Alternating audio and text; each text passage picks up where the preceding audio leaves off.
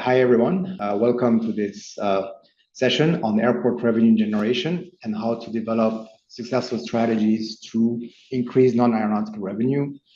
My name is Rafi Gasparian. I'm Managing Director at Altron Aviation Consultancy, and I will be moderating this discussion with our distinguished guest for the panel, Dr. Slava Shelatoniev, Director of Economic Policy and Sustainability at ACI World, Melanie Guidou, CEO at Lagardère Travel Retail Saudi Arabia, Rahul Sahni, non-commercial head and AVP at Navi Mumbai International Airport. To get into the topic of the session, so we will start by addressing the main trends affecting commercial revenue. We'll then talk through specific opportunities or strategies which can have an impact on passenger spending and experience. We'll also touch on the key issues when it comes to considering different business models in commercial operations. And finally, we'll conclude with the role that innovation and technology plays in developing overall commercial revenue at airports. So starting with the main trends on non-aeronautical revenue generation, and we have seen a general shift in the composition of different non-aeronautical revenue streams, and this has been clearly shown in a recent report from ACI that draws data from over 1,000 airports. So I would like to start with Slava to get his views and insights from the ACI report, so the differences we might see by region, and also how non-aeronautical revenue is expected to evolve going forward. Slava, over to you.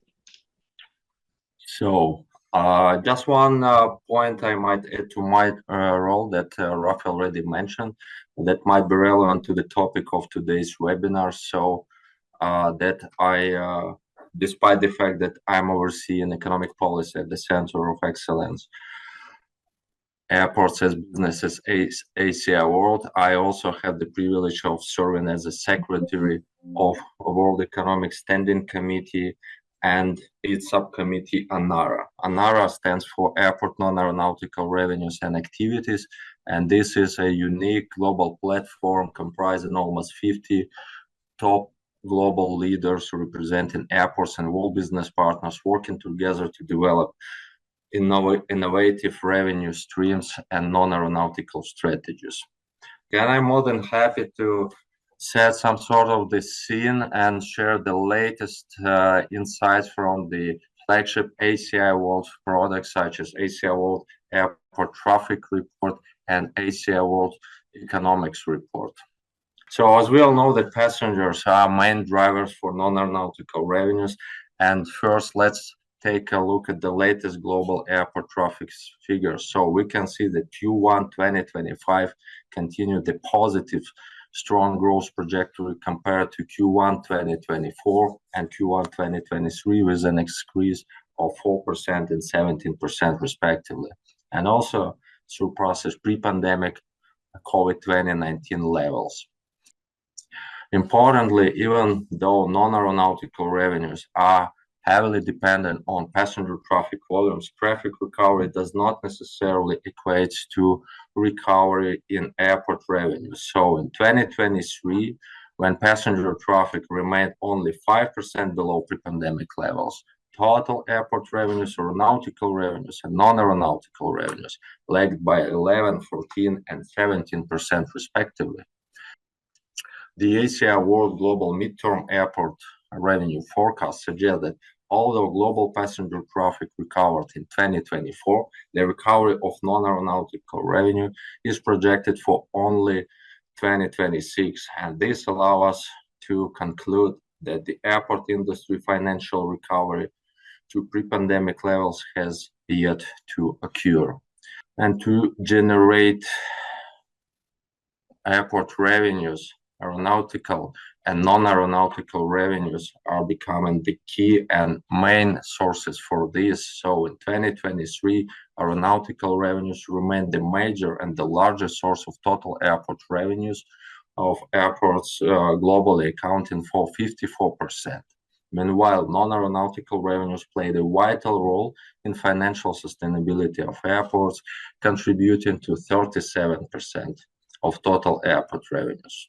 So looking at non-aeronautical revenue by region and airport size, we can conclude that airports in the African, Latin American, and Caribbean regions, as well as airports with a passenger traffic fewer than 1 million passengers per year, heavily rely on aeronautical or airport charges, and this in fact indicates a higher level of risk due to undiversified revenue streams.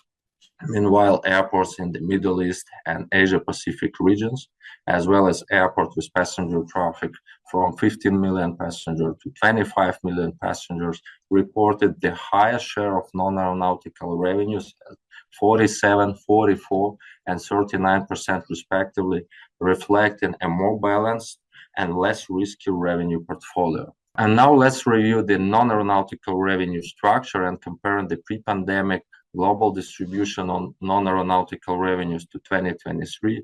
We can conclude that travel concessions are no longer the primary source of non-aeronautical revenue, decreasing from 26% to 21% in 2023, and car parking has surpassed retail concessions, with its share increasing from 21% in 2019 to 24% in 2023.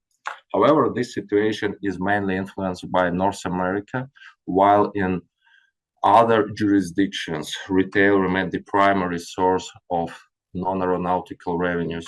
And also, it's worth noting that the share and the position of property and real estate income remain stable and virtually unchanged, increasing slightly from 15% to 16%.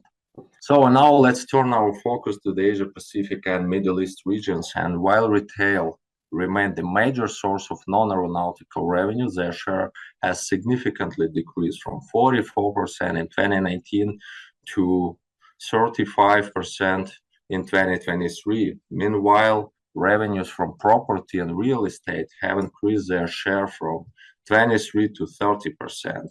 And notably, car parking in this region accounted for only 8% of total non-aeronautical revenues, compared, for instance, to 47% in North America.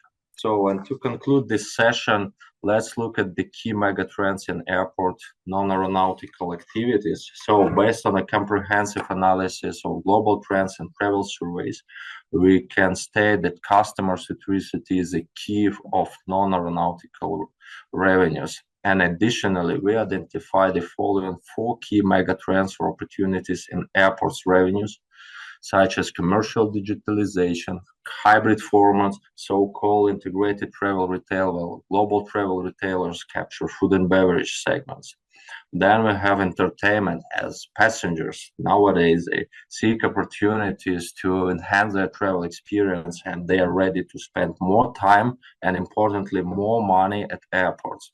And finally, we have the 4th megatrend opportunity is a new revenue stream generated by advanced air mobility, or so-called air taxis. And based on the current airport industry perspective, these operations are clearly of non-aeronautical nature, as they compete directly with ground access services like Uber, taxis, and mass transit options such as buses, trains. And most airports consider that these facilities is ideally located in the airport's landside or on unused land, with the revenue generated from this source to be linked to property and real estate streams. Thank you. Over to you, Rafi. Thank you, Slava. These are quite insightful trends as well, and also interesting. You mentioned on the shift we're seeing also on the different revenue streams. So here maybe I'd also like to ask Raul, and also maybe given your experience, Raul, on different projects and airports that are very different, and have you also seen a similar trend when it comes to different revenue streams, and also how non-aero revenue will actually vary by if it was a greenfield airport or a brownfield airport? Thanks, Rafi. Good day to all. So my name is Rahul. I'm part of commercial non-aero business at Navi Mumbai International Airport. And I'm also fortunate to have worked both at brownfield airports as well as greenfield airports. So let me answer this question in two ways. First, let's understand what are the few constraints brownfield airports offer us. So first, space becomes always a constraint when we are going to develop a new concept in a brownfield airport. Second, there are certain operational constraints. Even if you happen to find a very nice space to be developed, which is as per the changing needs and wants of the passenger, you'll find that in a brownfield airport, that space is not falling in the natural flow path of a passenger. Again, you are back to square one. And third is the MEP constraints. So a good concept, but it is not supported by water, drainage, electricity, power, etc., becomes a constraint. In contrast to that when we talk about a greenfield airport, there are many benefits which come along with that. The first most important benefit is that you can co-create the entire retail concept with the help of brands because you are not constrained with space or design. Number two, you can make it quite modular. To give you an example, what we are doing at Navi Mumbai International Airport, our every third shop has been provided with adequate MEP services so that tomorrow, 2 years, 3 years down the line, if we need to switch the concept between retail and F&B, we should be able to do that. And third, the most important part is the directional passenger flow, which we manage so that all the concessionaires get benefited, as most of the locations would be visible to most of the passengers, which is the key thing. Great, and a question to Melanie, and also given Lagardare's global footprint, so can you tell us more about the scope of your travel retail operation in different markets, and also whether you are noticing any particular shift in what passengers want and also how they value commercial services? Thanks for having me today. As Rafi said in the introduction, so I'm CEO for Lagardère Retail Saudi Arabia, so since a few months, but working for Lagardère for 9 years and was previously in charge of the F&B business globally. So yes, happy to be here today. So who are we? So a very old, I would say, travel retailer. Our journey started end of 19th century in a French railway station where we were selling press and books. Yes, a long time ago. So we are now in 51 countries, 5 continents, so which help us also to have a global view and also an interesting view on the differences between the countries. So which is of course super interesting that we try to share as much as I can. What is also something important to know about us is that we are operating so in the 3 main areas of so retail and F&B, so in airports, so travel essentials, duty free and fashion, and dining. I will come back to that to explain a little bit more. You have here the main figures about our company. So almost 8 billion euro sales in 24, almost 5,000 stores and restaurants across these 51 countries. And also, so we have this experience of travel retail, broadly speaking, so be it airports, but also railway stations. I will focus, of course, today about airports. And you can see also the figures by business line, but I will detail that in the next slides. So here it's as I was saying. So our first business was what we call now travel essentials, so press and books. It has evolved a lot, as you can see, because unfortunately people read less and less, or at least physical things. So more on their mobile. So now this relay brand that we will see on the next slide, but please keep this one for time being. So has evolved towards a convenience store. We call it also now a food convenience store because the food part is more and more important. We will also come back to that when we will talk about hybrid stores. So we have now 2,600 of these stores in 33 countries. On the next slides, so you should see some examples of some of our stores. So this one is one of the biggest relay we have, so in a railway station in France. We do a lot also of co-branding. So here it's with Fnac, dedicated to high-tech products, but also to press and books. And we have also, like, as you can see, a Fnac Cafe in it. So it's really a whole experience in this store. So you will see also things that we have done. So of course, during last summer, so we for Paris 2024 Olympic Games. So we have opened a lot of temporary stores. So to sell these products, we were happy to have the license for all these products, and it was a great experience for both our landlords and our customers. So we do this kind of things also to adapt to the events.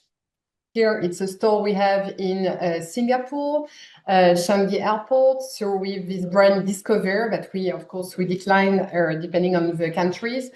And here almost 100% of the offer is sourced locally and is really enhancing so Singapore. The goal is we will talk about driving revenues. We strongly believe in the fact that having local offers is really driving revenues, and it's what our customers are expecting.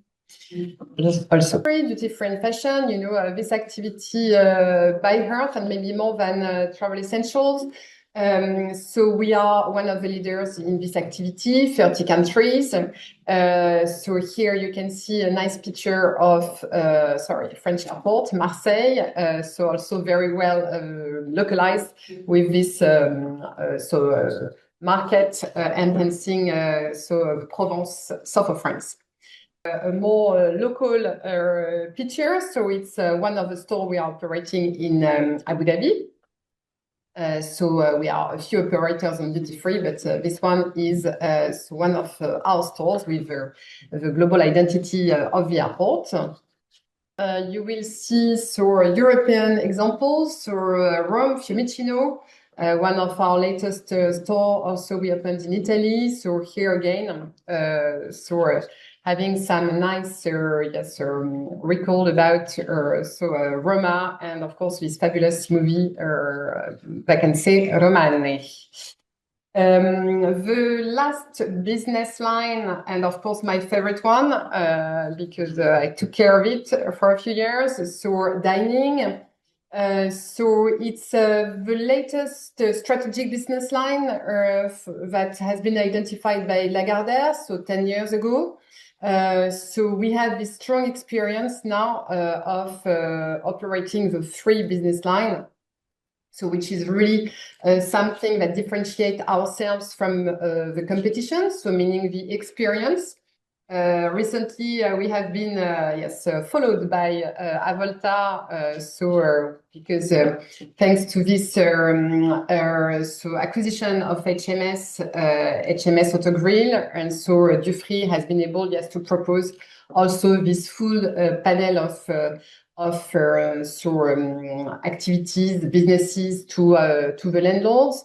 And it shows that, yes, we were right 10 years ago to be a pioneer on this specific, multi-activity proposition for our landlord.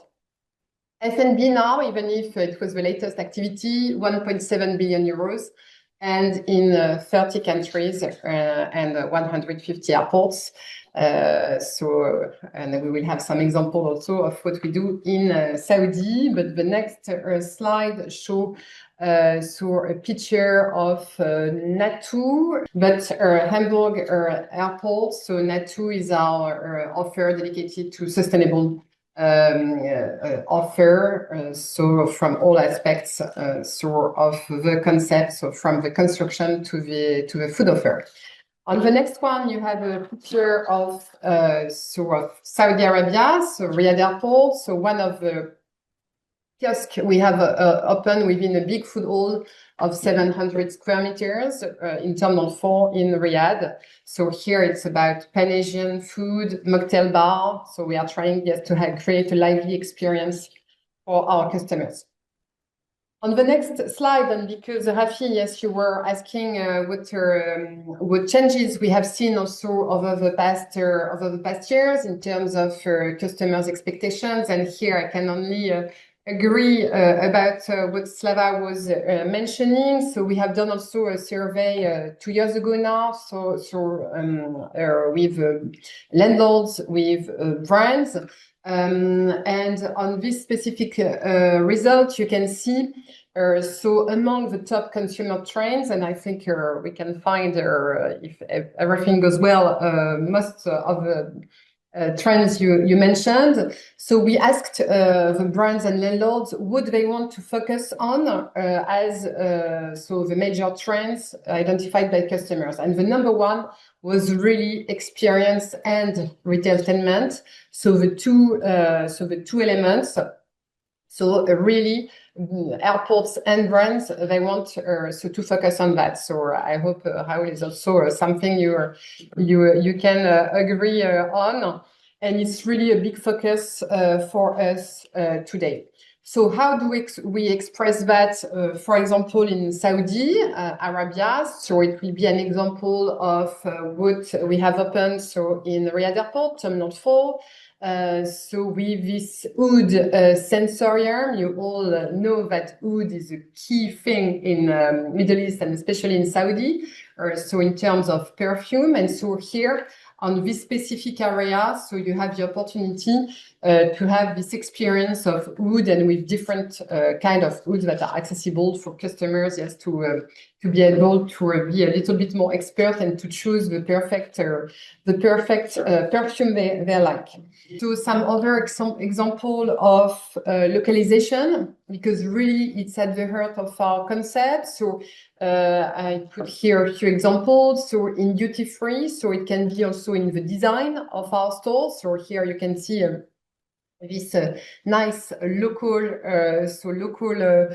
boat. So it's in Dammam Airport. So of course, on the sea. We express that at just in the middle of our stores, and we on this specific boat we put a lot of local products, souvenir, so that customers they can really understand where they are and to buy nice products. Travel essentials, we focus a lot also on souvenir in Relay, for example. And in food, we have the pleasure to be able to pick and choose into the nice culinary heritage of the country. So if we go a little bit on the Levantine perspective, so hummus, of course, is a must. And so we have it in different concepts in our restaurants. And here we have also a few pictures of Batil Cafe that we have opened recently, and where you can enjoy a date latte. Or if you have not tasted, I encourage you to do it because it's really addictive. So very, very good. So localization, as I was saying, at the heart of our concepts. This authenticity is really at the heart of our strategy. So it's not only about what I have shown you, but definitely our teams are as local as possible in every countries around the world. So I'm a little bit an exception because, as you may have understood, I'm French and in Saudi. But still in most of our countries, so our CEOs are local persons, and in my team, of course, most of our employees are Saudi. We try to localize as much as possible our products, as I was able to show. I mentioned Batil. Batil is really a nice example. We were selling their dates in duty-free for 7 or 8 years. And so we have enlarged this partnership to the F&B concept with Batil Cafe that we opened a few months ago. So we want also to mention is that what is super important also for us is to have really local empowered teams, and it's really what we are doing to have this understanding of what is happening locally. So to be as close as our landlords as possible, to organize some nice events also with them, and of course, what is super important also for us is to develop the talents. And we know also in Saudi, for example, that women are encouraged by the kingdom to work. It's part of Vision 2030. And we are very happy also to participate to that and to their training and to their talent development. Rafi? Thank you, Manny, for this very broad panorama on different segments that they're covered. I think it's quite also impressive the scope there, and also how you manage to blend in the experience with the different commercial services. And also maybe, and here also a question to Raoul, because since you have more flexibility on determining the needs of the passenger in a different segment, whether it's the current or measuring segment. So first question, maybe how does an MIA define these segments? And also were you able to plan different sort of experiences for these different passenger segments or passenger cohorts? Thanks, Rafi. So let me attempt and answer this question in 3 parts. So first part, how do we normally determine our cohorts or segmentation? Second, what are the few emerging segments, specifically from India's perspective, what we have seen at some of the airports? And third, I'll give you 2-3 examples where we have tried to address those need gaps, So first part is that normally we all know that there are certain demographics associated with all the traveling passengers, like your age, profile, and all that we overlap with their purpose of travel. So demographics plus purpose of travel, whether you're traveling for your work, leisure, for business, or for religious purpose. So amalgamation of these two determine the cohorts, different cohorts. Now, of late, we have seen certain new emerging cohorts in India. To give you an example, first one is ultra high net worth individuals.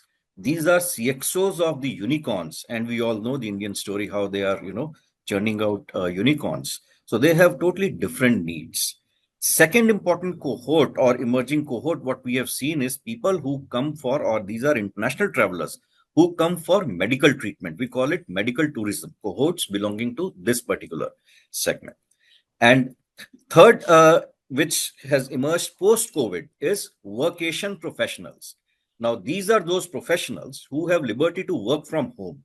So instead of working from home, they club their weekends at a space which is very close to the nature. So they club both work and vacation together, and they have a different set of needs. And the last one is the dependents. So when I say dependents, there are 2 categories: children below 15 years of age who need assistance when they are traveling, and grandparents who are above 60 years of age. They also need the assistance while traveling. So these are the few emerging cohorts which we have found out. Now, coming to the third part, when we talk about NMIA, our major cohort is going to be Gen Z and millennials, who are going to constitute around 63% of our passengers' contribution. Now, when we did the deep dive analysis of these cohorts, we could see that there are 8 distinct need gaps which we need to address if we really want to make it successful. So I'll just touch upon 3 out of those 8, 3 need gaps. So first is this particular cohort size wants authenticity. They want genuineness around the product. So what we did to address that, we brought in 4 very deep rooted Mumbai-based casual diner restaurants and named that space as Bombay Bond, so that it gives them a genuine feeling of bonding with that concept.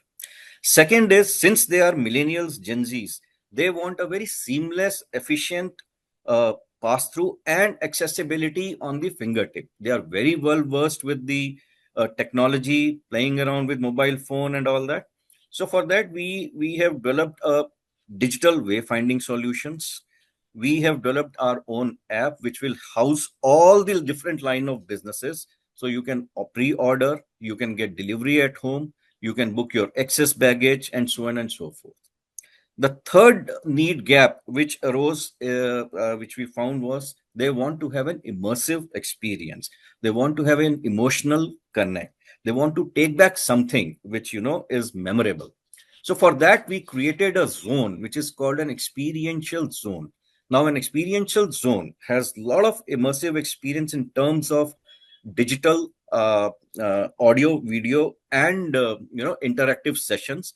It has kinetic element, it has physical element, and this space only talks about natives of that space. It talks about iconic places of Maharashtra, the state where we are in, or Mumbai, the streets of Mumbai. So this we are trying to give them this kind of an immersive experience by use of all multiple senses. Yeah, that's very clear.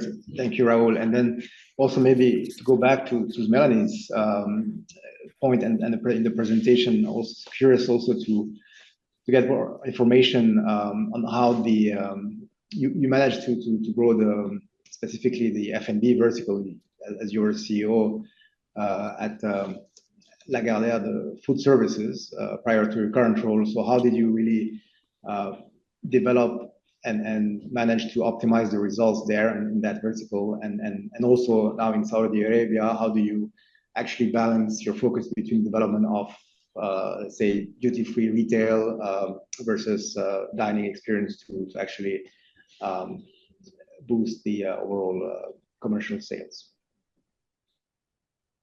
Yes, sir. Thanks, sir. Happy for this question. So indeed, so to drive the F&B business, so we started a few years ago at 400 million euros to end at 1.7. So definitely we have done many acquisitions too. I will come back to that. But also, yes, we have been able, yes, to meet landlord expectations with our proposition that was a little bit different from our competitors. Again, I will come back to that. But to drive our business also, and I think that the way we have done our acquisitions was interesting. Well, first we wanted to focus on some travel retail operators dedicated and super specialists, because yes, you need to be super specialist in travel retail to be successful. And so we have been able to reach an interesting scale thanks to that. So we have done a lot of acquisition in the US, where we were a little bit too small. So now we are one of the biggest operator in food in North America. So this was important, travel retail specialists only, with strong expertise and very expert employees. Then we have acquired also some brands. We have acquired the brand Marché from Movenpick, so 2 years ago. So here the goal was to be able to enrich ourselves with their super freshness positioning. So with everything so prepared in front of the customers, with this yes, last minute, super fresh, a little bit street food positioning. So that was very much appreciated by our customers too. And the latest interesting one was so a network we have bought in Poland, or we have bought Costa Coffee Network. So again, 2 or 3 years ago. 140 coffee shops across the country. So not only in travel retail, but really within the whole country, because coffee is a must in travel retail, in airports. We had already a very successful partnership with Costa Coffee, and here the goal was really to enrich this our portfolio on this specific segment. So it's really also the way we have driven our business. In terms of brand portfolio also, what is important is that we have made sure to cover all the different segments in food. So we have a brand portfolio segmented in 11 segments. So from bars and restaurants to coffee shop, of course, to food venues, to food halls, and so on. And so we try on each of the segments, of course, to have the nicest brand. I will come back to that, but also all the price positioning, all the formats, from the smallest kiosk to the biggest food hall. Also, we have worked a lot on all the new production capabilities, thanks to new equipments, for example, to adapt also to all the constraints we may have in an airport where we have very few MEPs, as you were saying, Raoul, to places where we have biggest ones. So flexibility as much as possible, and to adapt to our landlord's needs.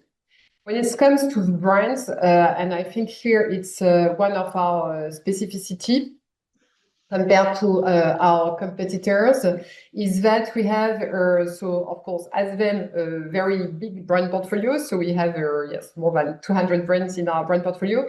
But the specificity is that we still have 50% of our turnover coming from internal brands. And it's less the case for our competitors. So what does it bring? It brings really this differentiation we can bring to our landlords. We have a lot of bespoke concepts that we develop really, especially for an airport. And these brands, they can, for some of them, become almost a high street brand. So I don't know if you, I'm sure you travel from time to time from Dubai airport. So there is this coffee shop concept called Fix. Black and yellow are very recognizable. And so when we were answering a tender for Riyadh airport, we proposed this brand Fix. It was the first time we proposed it outside of Dubai. And for Saudi people, it was a high street brand because they knew the brand from Dubai. And so for them, they were super happy to have this brand also in Riyadh. And it's now a regional brand, and it's kind of also pride for our landlords to have this brand.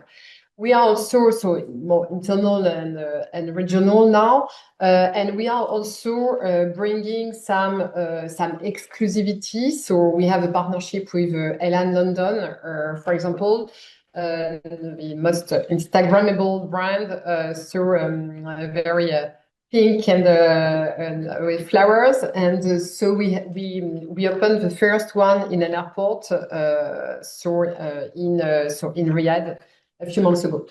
So what we can say also in terms, to come back to your question about how we balance also our activities between duty free and food.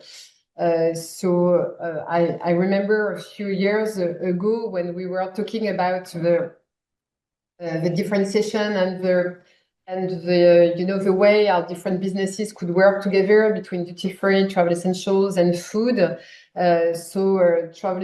We were identifying some common links between food and travel essentials, for example, or between duty free and travel essentials, because it was more about retail. And so now when we are representing these synergies, instead of having three bubbles or a little bit working on silos, now we are trying to work everything, together, and all these intersections have specific goals.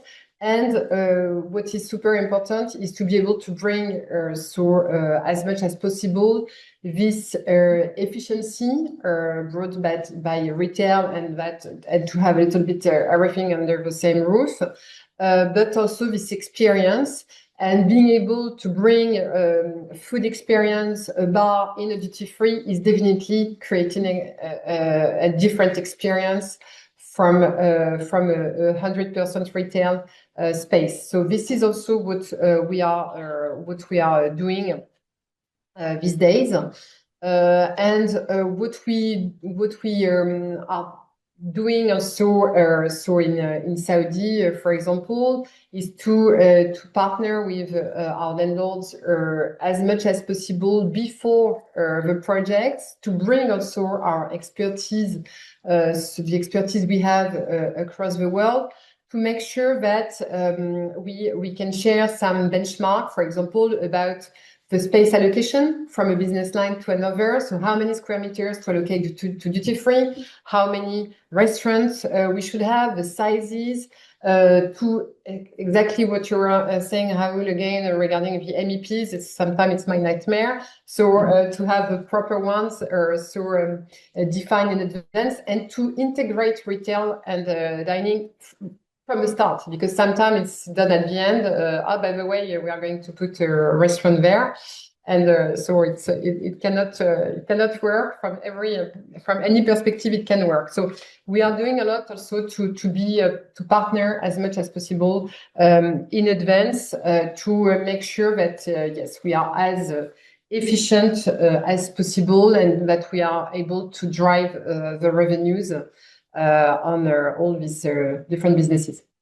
Yeah, it resonates quite well with what Slava was mentioning earlier on that integrated concept between the duty free and F&B, for example. But yes, and then maybe moving here to the third topic, which is regarding the actual business model in commercial operations. So and maybe from an airport perspective first. So I'll ask Raoul here. So how do you categorize these different business model, and what are the trade-offs between them? So, Rafi, normally airports follow three different business models. The first one is that you go ahead with a master concessionaire model, where a single operator manages all retail and F&B, and definitely it has certain positives, which are it offers centralized management and consistency, and to like company like Lagardère, which Milani belongs to, give them more bargaining power with the brands. And if this bargaining power and this negotiations can be passed on to the passenger, it becomes a win-win situation. And third, it gives you the flexibility of rotation of concepts, because a master concessionaire is typically working with so many concepts. If it sees that, okay, in this space, this concept is not working, can I replace with the concept which has really worked very well? But of course, good things also have certain, drawbacks. So one of the drawbacks, which as an airport I see, is that the focus becomes on the larger concepts. So smaller singular concepts normally tend to be, lost out.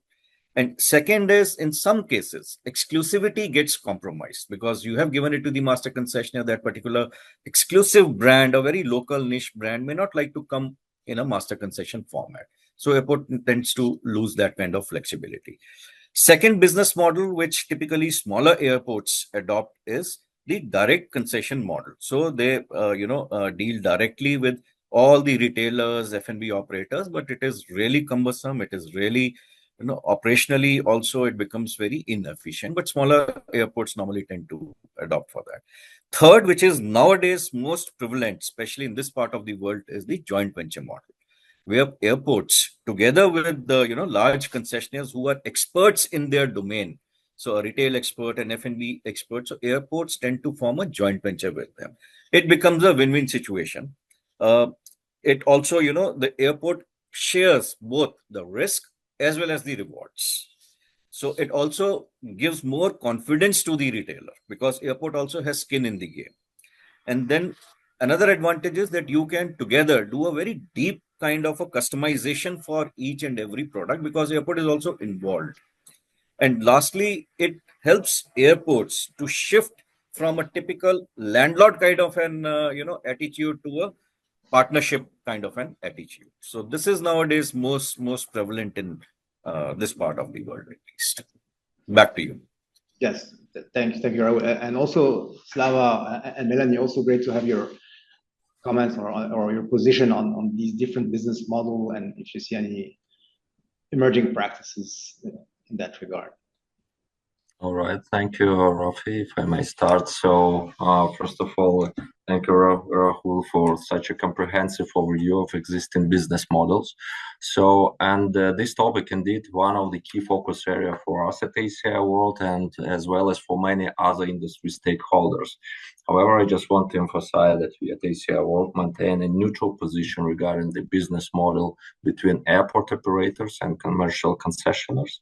As first, there is no one-size-fits-all approach, as every airport is unique and its business model with his partners is shaped by multiple factors, including airport ownership model, local market conditions, different regulatory frameworks, and other elements. And so what we do offer at ACI World are global benchmarks and insights that helps the airport to take informed decision making regarding their business models and type of cooperation with commercial concessionaires.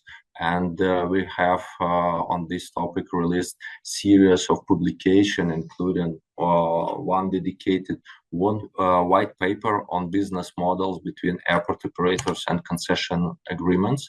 And this publication comprehensively covered a wide variety of existing business model, and also it highlights its advantages and drawbacks. And for those who are interested in this area, I highly encourage you to visit the ACI store and to get your free copy of this publication. Thank you. Over to you, Melanie. Yes, thank you, Slava. I was trying to unmute myself. So yes, well, as you said, and I think you're very, very interesting to listen to both of you, and I can only agree on the fact that there is no one size fits all. That's definitely what we have learned. So across the different region, airports, and so on. So what we are doing on our side, so to explain a little bit the different models we can have, so it's really, so in terms of, so we have three dimensions. So first, yes, the kind of governance, so our landlords or Lagardère, for example, wants to have or can have also in a specific country. Of course, the scope of the contract, so if we are talking only about one unit or about multiple, so it's very different. And also the revenue potential, because of course we are not going to launch a GV, for example, on a very small business, because it's a lot of paperwork, also a lot of work for everyone. So if the business is not big enough, sometimes yes, it's not worth launching this kind of thing. So these are the three dimensions. We have experiences in all of them, and we are very. I think it's one of the qualities that is recognized to Lagardère is that we are very adaptable. So master concession, we have definitely very nice results in, especially in regional and medium-sized airports, I would say. So I have in mind what we have done in Venice Airport, Venice Airport, that we operate for many years now in master concession. We have also Gdansk in Poland, very different positioning. But on these two airports, for example, being in master concession, we have been able to increase the sales per pax by 10%. So we can see that having this partnership approach is definitely something very interesting, especially for airports. We have some extension programs, for example, when you have some changes and that you need a partner. But yes, we have many different cases, and happy to work on all of them.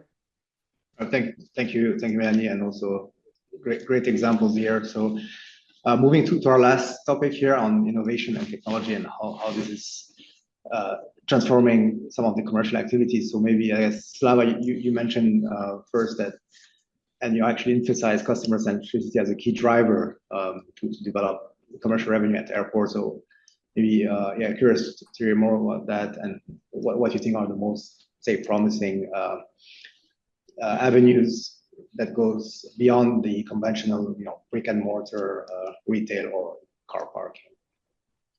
Oh, that's a great question. Thank you, Rafi. So in addition to some innovative megatrends or revenue opportunities, including digital commercialization, advanced air mobility, and entertainment, we can also outline such a revenue stream like further development of retail and development of airport city concepts, including shopping mall, logistical hubs, and so on and so forth. Also, there is a strong trend in e-commerce and air cargo responding to search and online platforms and online retail. Also, we observe increase in so-called subscription-based premium services such as premium parking, lounge access, fast track options, and mobility partnerships like micro-mobilities, including electric vehicle hubs and integrated ground transport concept. And importantly, the most increasing stream is the hospitality services, ranging from transit hotels, sleeping pods, to spa services and high-end dining. And altogether, this new or innovative revenue stream, they represent additional opportunities on non-aeronautical revenue side, as well as importantly, they also significantly contribute to enhancing of passenger travel experience. Mm-hmm. Thank you. No, that's great. And also a question here to Raul, and how does actually technology contribute to future-proofing your, let's say, commercial approach? And I'll be particularly keen to get your views on the potential that omni-channel sales might have, and also what could be the competitive advantage of airports in e-commerce. See, for us, intervention by digital technology is a must, especially when I talked about that we have Gen Zs and millennials who are going to be our major cohorts, and they have the highest level of digital penetration. So what we are trying to develop is right from booking to the boarding gate and on their return at arrivals, everything has to be mapped digitally. Each touch point must have some digital interventions.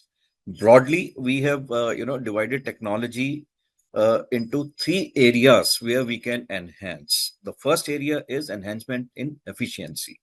So we are developing an overall cab aggregation app.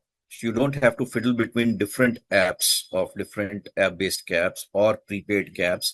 You get the rates, you get everything on the same screen. Just book, proceed. Then this app will also enable you to help look for your parking slot, book a valet parking. Then we are investing a lot in digital check-ins. When I say digital check-ins, it is basically, in India we call it Digi Yatra, where your face becomes your boarding card. So no intervention of anyone. Self-baggage drop, a lot of emphasis on that. And we are also trying to develop real-time baggage tracking system. So all these will help in increasing the efficiency.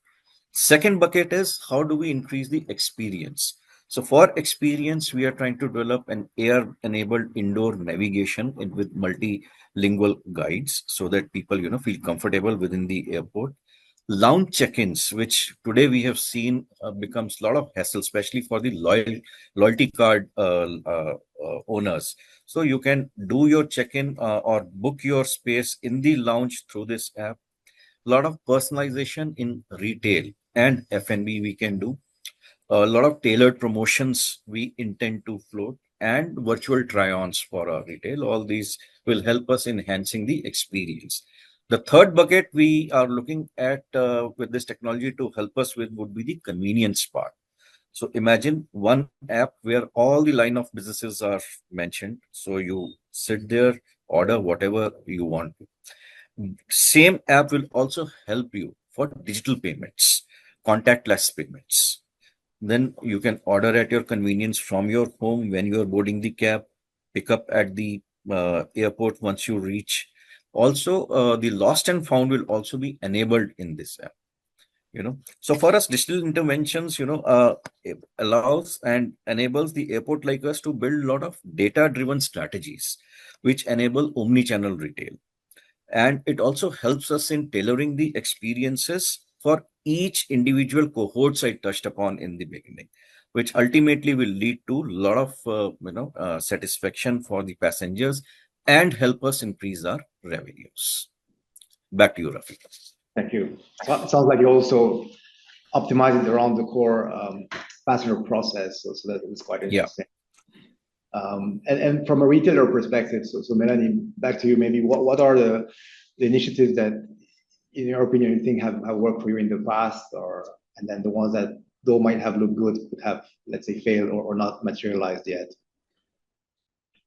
Yes, sir, of course. So, well, I think that definitely, if you follow what Raoul and Slava were saying, in these cases, innovation is and digital is our key assets, but it has really to follow a true strategy and really focusing on the benefits for customers. And here also, maybe I would like to highlight the fact that we really on these topics, we really need to, to value or cost or to have a balanced cost benefit on all these topics. I would like just to mention, yes, one, what would be for me kind of a flop over the past years is definitely the so-called autonomous store.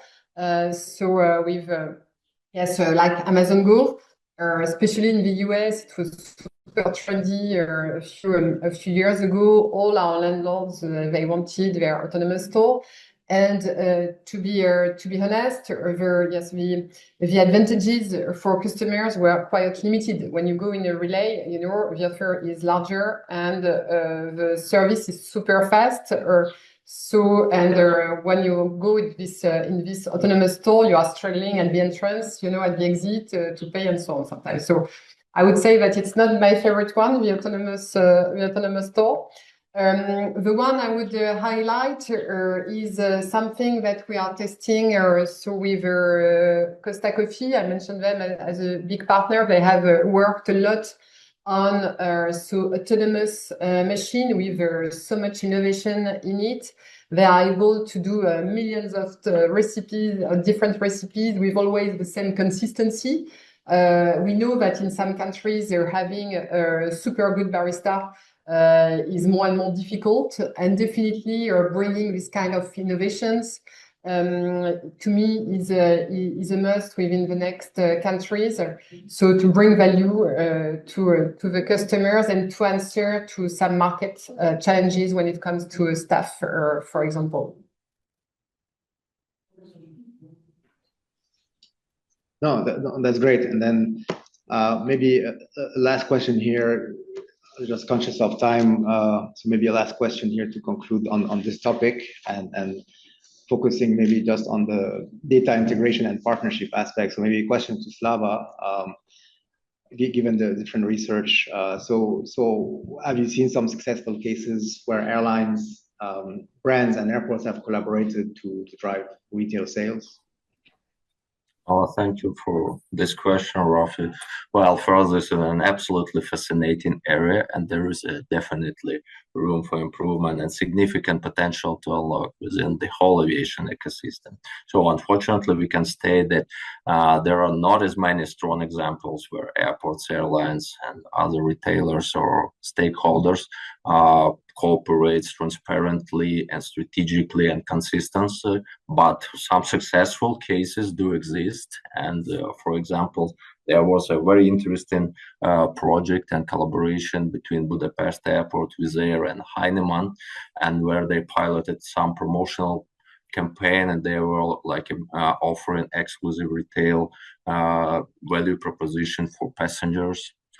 Also, we can say that we observe a very strategic and a long-term cooperation between Schiphol Airport in Amsterdam, KLM, and HMS Host, where they like together aligned around food and beverage value proposition for passengers, and they integrated it with the flight schedule and passenger profiles.